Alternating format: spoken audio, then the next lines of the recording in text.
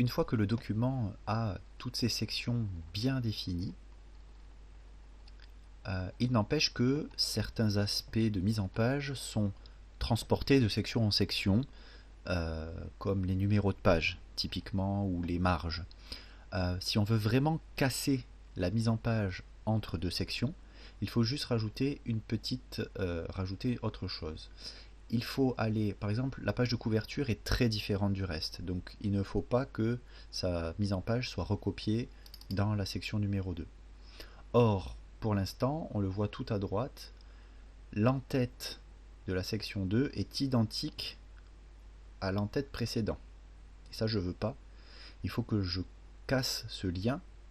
Et pour ça, il suffit d'aller dans le menu qui est déjà affiché, là, de en-tête et pied de page. On voit qu'il y a un petit encart qui est déjà coché, qui s'appelle lié au précédent. Et ça, je veux surtout pas. Donc je vais cliquer dessus pour délier. On voit que le identique au précédent de l'en-tête de la section 2 a disparu. Je dois le faire aussi pour le pied de page de la section 2. Je clique dans le pied de page de la section 2 qui est identique et je le délie. À partir de là, aucune mise en page de la section 1 ne sera transportée à la section 2 et à la suite. Donc ça c'est intéressant. La section 3 peut être identique à la 2, la 4 à 3. Il y a une nouvelle rupture très importante entre la section 4, votre sommaire, et votre section 5. Parce que typiquement le numéro de page, numéro 1, la page numéro 1, c'est la page où commence l'introduction.